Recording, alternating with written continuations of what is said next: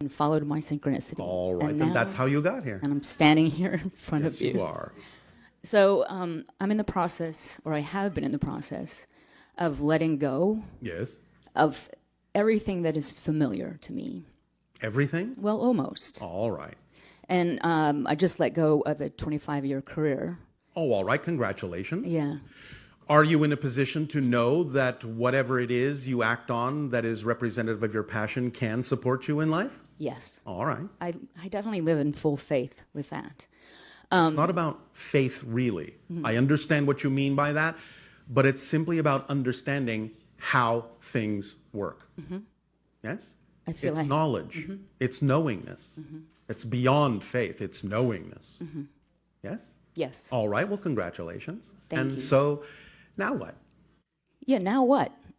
Well, what do you want to do? What excites you more than anything else at this particular moment? Well, that's what I've been following, and that's how I ended up here. All right. All right. Then you will keep doing that, we assume? Yes. All right. So what else do you need to discuss? Well, some things that have been happening have been kind of strange. During meditations recently, I keep hearing, Yes. Well, strange is not necessarily negative, yes? no, it's neutral until it's defined. I don't need strange. But I keep hearing Athena. I am Athena. All right. I am Athena over and over. All right. Well, you're connecting to an archetypal level of collective consciousness that somehow reflects to you some of the themes of your frequency, some of the themes of your life. So if you look up what the symbolism is of that archetypal representation of the collective consciousness, it may give you some insight as to why you are plugging into that particular frequency and downloading information from it to help you on your path. Okay. Yes? I've also been weirdly talking in tongues, which is kind of unusual. I don't know what the hell I'm saying. It just keeps coming through. That's all right. You are simply tapping into the fact that you are connected to many different kinds of levels of dimensions and realities and expressions of consciousness and intelligence. And you're sorting things out within yourself as to where you want to land in terms of how best to express your true self. That's usually what that's for. It's like going here, there, don't really know, haven't really crystallized what I'm saying, who I am, how I want to express myself. So it comes out in all these different ways until you find your language. And that means your language in the biggest sense, the way you need to communicate to be more who you are. That's usually what that process is for. So to serve the entirety of the whole, Yes. You have to just be yourself. I have to fully express myself clearly Yes. as my true self. Yes. And then that is my absolute service to the entirety of the whole. Absolutely, because how can you help anyone if you're not yourself? Of course. Therefore, as I said earlier, you become the puzzle piece you actually truly are, and then you automatically fit in the big picture. And that's what supports the big picture and allows you to experience how the big picture supports you as the piece of the big picture. It works in both directions. It's this and that. It's a whole system. It's a whole idea. Yes? Yes, as nature intended. Yes. As my nature intended. You are nature. Yes. Yeah. You are God. You are all that is. You are a piece of it. There is nothing but God to make anything from. There is nothing but all that is. Everything is a reflection of all that is. It is all that is. But it allows you to be the you are as a reflection of all that is. You are all that is experiencing itself as a piece of itself. You are the eyes of God, all of you, all of us, everything. Every experience is a reflection of all that is, God, Goddess, all that is, of itself, because there's nothing else but the one. Yes. Yes? So being yourself more fully allows, in a sense, if you want to put this poetically, God to see more clearly through your eyes, to experience who it is as you. This is a beautiful dance. Yes? It is. Full resonance. It is with the that. dance of creation. Does this help?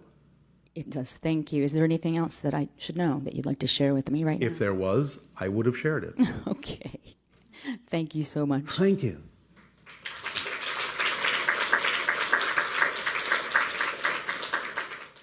Good day, Bashar. And a you good day. So being Father's Day, I guess I want to ask a father-related question. All right, happy Father's Day. Thank you. Father to be. So my wife and I are expecting a son. All right. And the first question I have is related to at what point does consciousness actually enter the baby while it's in the womb? Well, the way you're asking that question isn't exactly accurate. Okay. Because remember, everything is made of consciousness, no matter what it is. I understand what you're asking, but the idea is more, you're asking, when does that particular consciousness focus itself in such a way that it considers itself to be expressing its intelligence in a physical way, is what you're saying. Right. Yes? Right. Well, it comes and goes in a sense. It dips its toe in, it feels things out, it may recede, it may come back, it goes back and forth quite often. In fact, even after birth, the consciousness of a young child can kind of expand and contract, expand to spirit, contract to physicality, expand to spirit, contract to physicality. You say come and go, come and go. It's not really coming and going. It's just expanding its focus, narrowing its focus, expanding its focus, narrowing its focus. This can happen even for the first 3 or 4 years of life. Do you understand? Mm-hmm. But if you're asking the question, when is it capable of expressing consciousness through the actual physical form in a way that you understand as the expression of intelligence? Is that what you're asking? Yes. 49 days. Wow. Early on. Yes. So that then along that Because line, at that point, the structures then exist within the embryo that allows for the expression of consciousness in the way you understand it, in the way that it needs to express itself as a physical being. Then it's capable of actually expressing the idea of awareness in physical terms. Until that time, there is no structure in the embryonic brain that allows that expression to actually happen in physical terms. But it takes 49 days for that structure to be formed. Does that make sense? yes, it does. All right. So while the baby's been developing, what are ways that we can support and nurture the growth of the child, both, well, in all ways, spiritually, energetically, mentally, emotionally? Well, again, obviously, first and foremost, by being your true selves, because then the child is being born to parents that are willing to be their true selves, which then act as living examples for the child and how they can be their true selves as well. That's first and foremost, yes? Yeah, definitely. All right. Okay. So then the rest is up to your own imagination.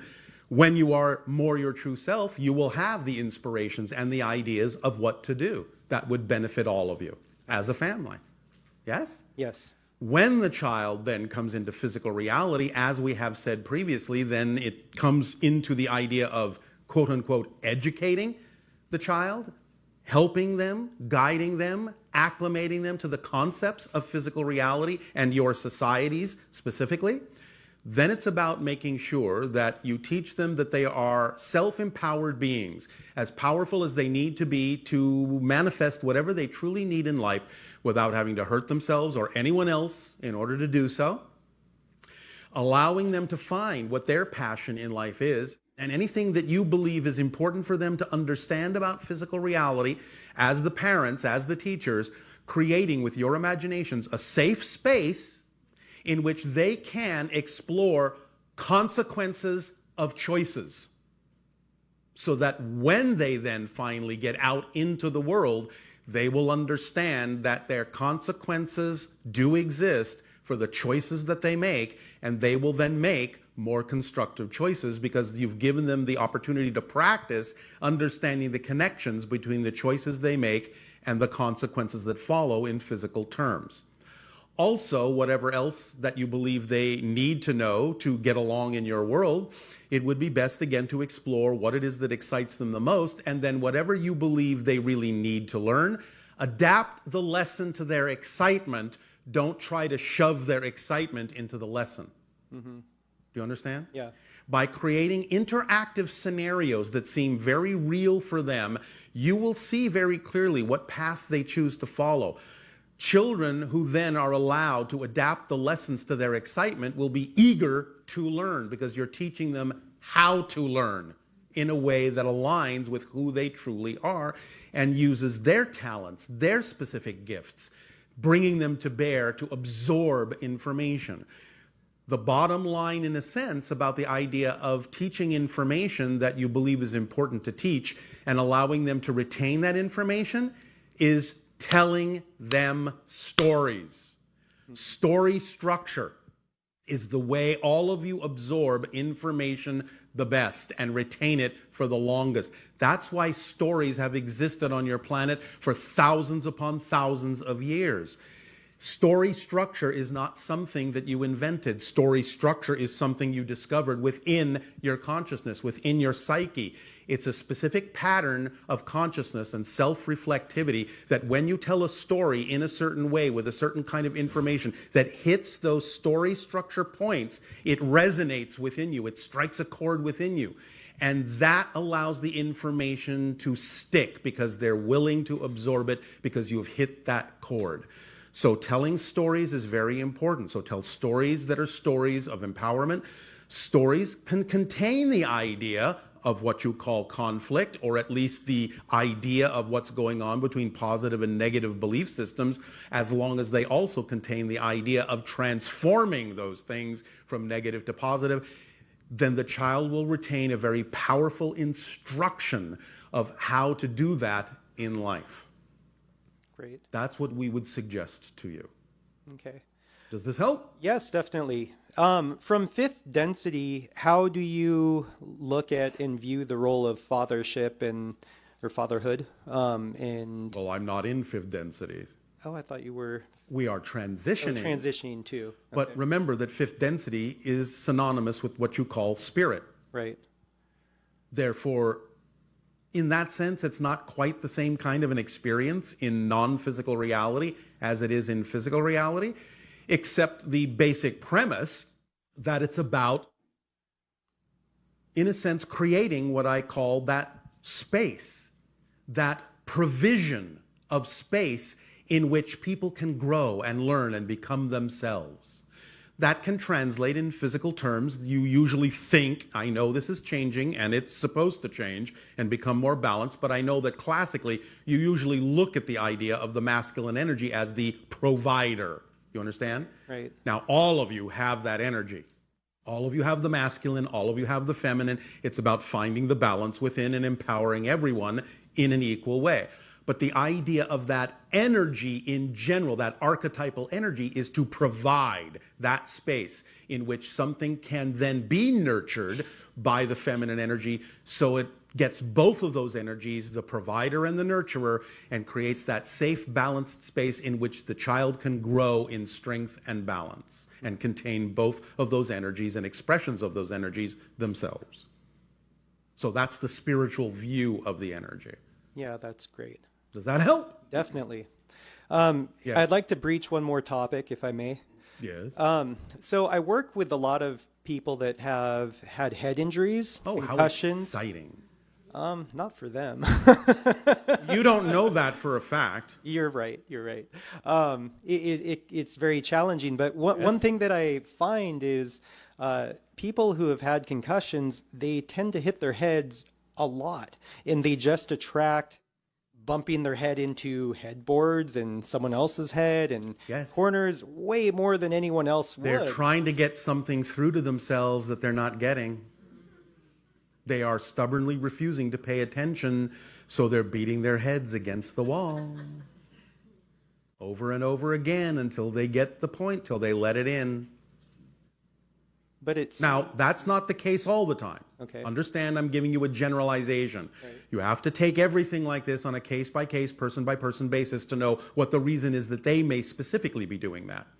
Nevertheless, in general, on average, it's usually a representation that someone is refusing to pay attention. They're afraid to pay attention of something that they really need to pay attention to, and therefore they're actually trying to disorient themselves, realign their perspective.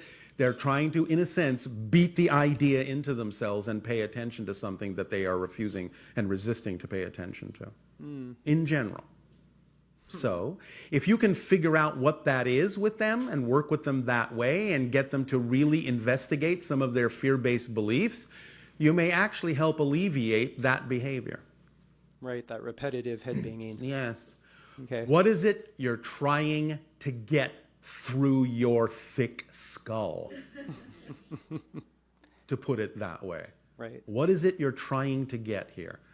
What are you afraid to get? That's usually the basis of it.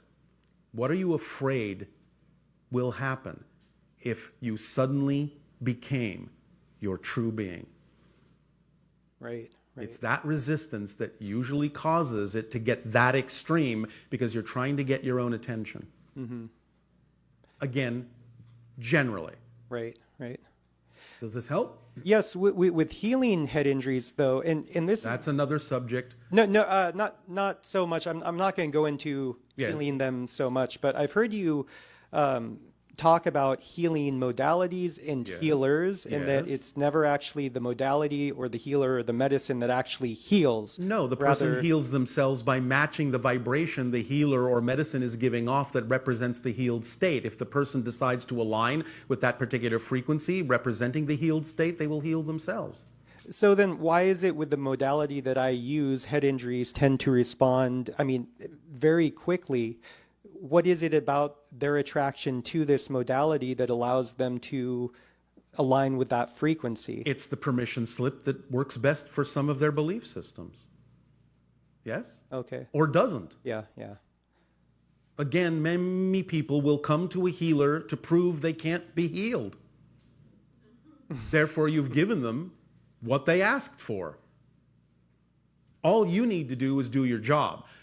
It's none of your business what they do with what you give them. That's not your job. Your job is to provide the vibration that represents the opportunity to heal themselves. What they do with that, none of your business. Right. Yes? Great. Thank you very don't much. measure your success by how many people are willing to heal themselves. You measure your success by being yourself as best as you possibly can, knowing there must be a reason they came to you, even if it's not the reason that they think or you think. But they will get something out of it somewhere down the line. Remember, everyone is an infinite, eternal being. What's your hurry? Great. Thank you very much. You are very welcome.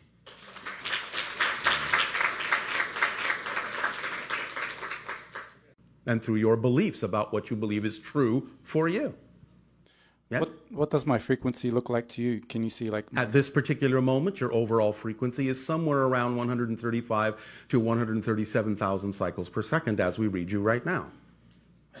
Understand that most people on your planet, on average at that time, operate between 40 to 60,000 cycles per second. The threshold between physical reality and spirit is 333,000 cycles per second. Most of you, when you transition into fourth density, when you upgrade yourselves and have your peaceful reality, finally, that you create peace on your planet, you'll be operating above the 200,000 cycle per second range. Our civilization operates roughly on average about 290,000 to 300,000 cycles per second at this point in our evolution. So that gives you some sense of a range. So everyone in this room is fourth density, is that right? You are moving into fourth density by your own choice, which simply means you're upgrading your energy, you're upgrading your frequency. You're allowing yourself to know that you can actually experience a reality of creativity, love, and peace, whereas many people on your planet don't have those belief systems and therefore operate at a lower frequency. Is anyone But that's their choice. higher than fourth, like fifth density, or is that possible to be Higher than fourth density? Yeah. Not while being physical, no. not well being physical? No. So at Then a you certain, transition into fifth density, which is another name for what you call the spirit realm. so when you reach that threshold, then your body moves into another. You will no longer be physical. What frequency level does that occur at? Fifth density. Fifth. Yes, fifth density, above 333,000 cycles per second. And up. So by raising your frequency, that automatically happens. Like you'll just disappear. Well, eventually, but remember that it automatically happens. Yes, in a sense. That's why we call ourselves, in our civilization, quasi-physical. We still have physicality, but we also have many of the traits of spirit. Time and space for us are very flexible, very malleable. We're not anchored to it in the same way that many of you are. But the idea is that you experience that transition all the time when you die. So what? Say what color is my aura, for example? Like what core? Right now, as we perceive it, it's kind of an iridescent, silvery, light seafoam green. Is there a core like color that you stay with throughout your life? The core color is white. White. Yes. The highest frequency, that's the combination of all the frequencies. Is that my particular frequency, or is that The core frequency is everyone's core frequency, because the core frequency is your spark of creation. Your spark of all that is. But you have variations as a spectrum based on what aspect you're expressing of your core at this particular moment. You're nowhere near expressing your total core. right? So I understood like people come in like with certain colors like red or They come in with certain themes that may then be represented by certain energy spectrums that represent the theme that they're exploring or where they're at in the exploration of the theme. so what color is my theme, or No. You're asking questions that don't have answers that way. I've told you where you're at right now. That's where you're at right now. That's all you need to know. Follow your passion. It will change automatically. You don't have to necessarily narrow it down to what color am I now? What color am I now? What color am I now? You're only going to slow down the process by focusing on it that way. Just be yourself, follow your passion, do the best you can. That's all you need to do. You'll be fine. Yes? I wasn't. That will do. That will do. Thank you. Thank you.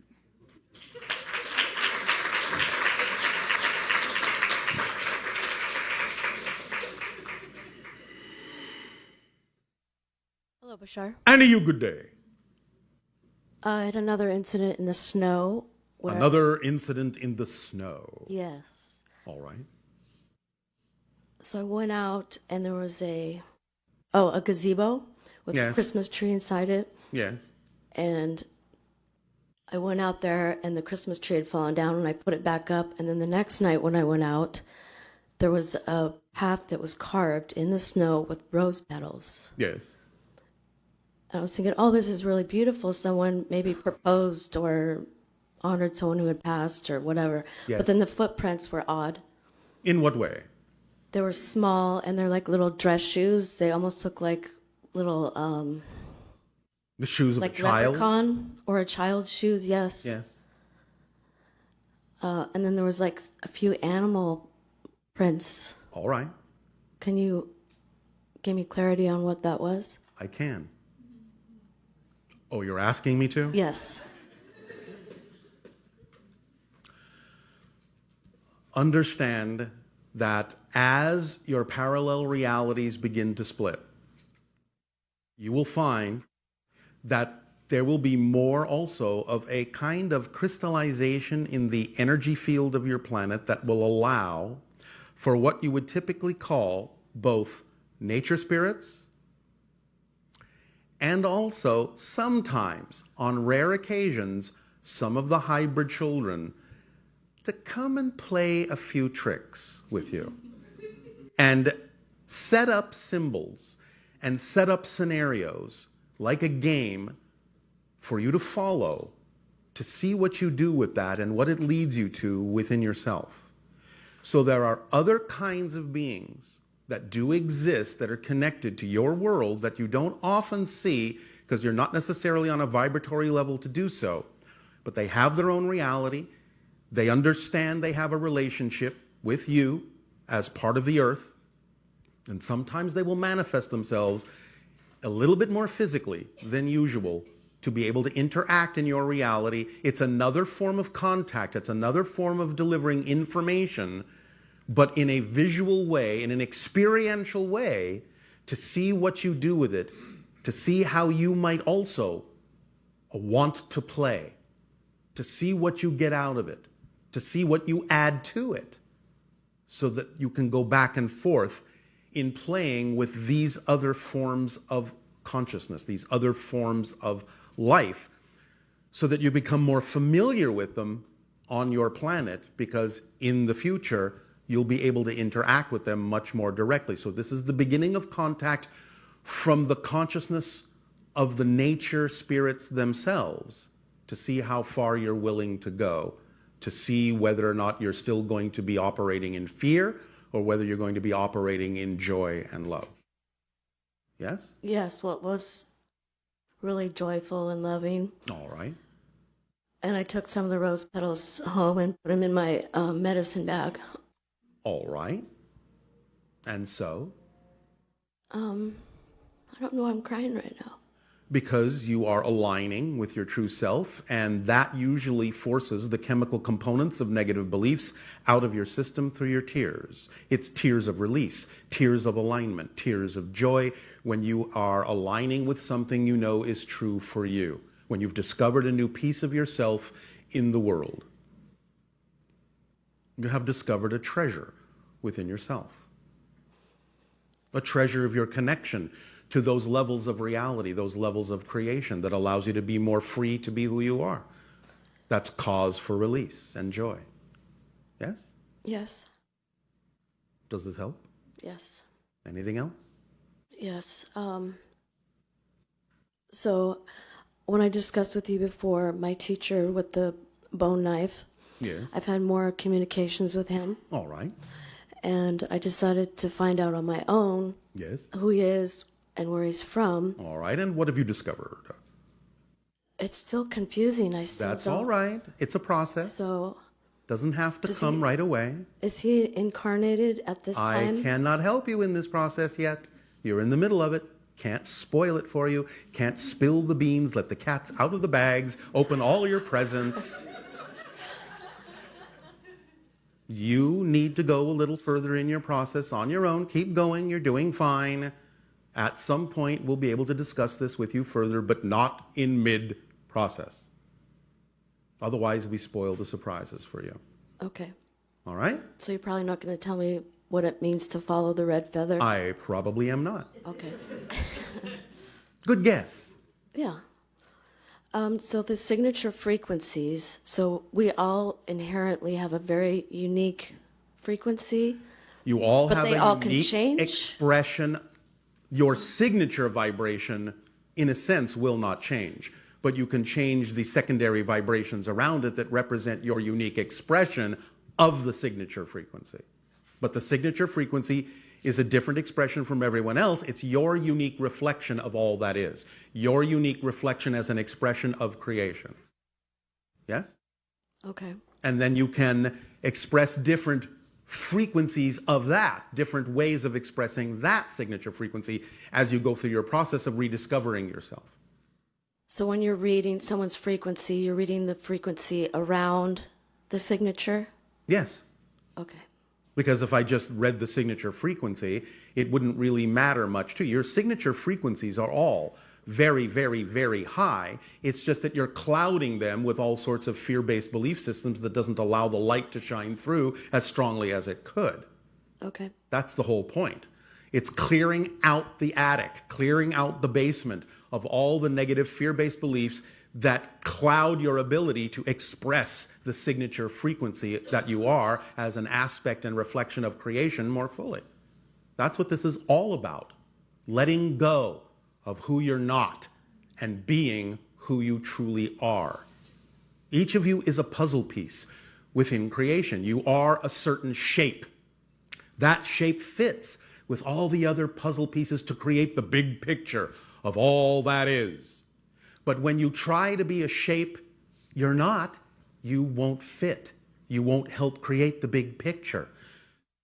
Trying to be someone you're not is the most difficult thing you can do in life. It exhausts you. It tires you out. It kills you, literally, to be someone you're not.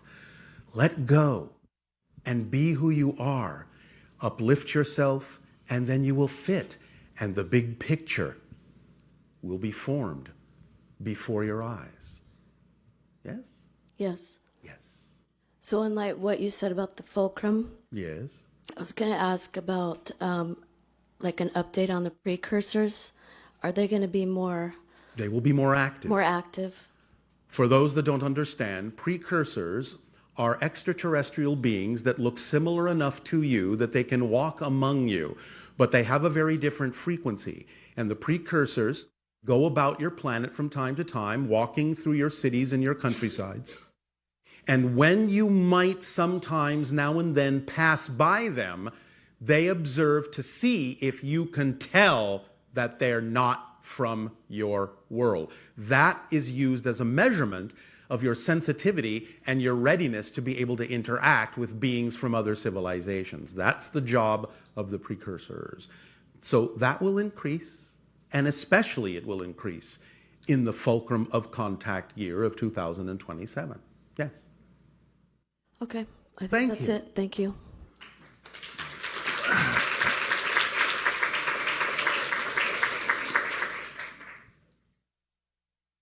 One moment. Somebody asked, well, which civilization are the precursors from? They are from the fourth hybrid race, the Shayael, and some from the Yael, the fifth hybrid race. Because those are the ones that look most like you.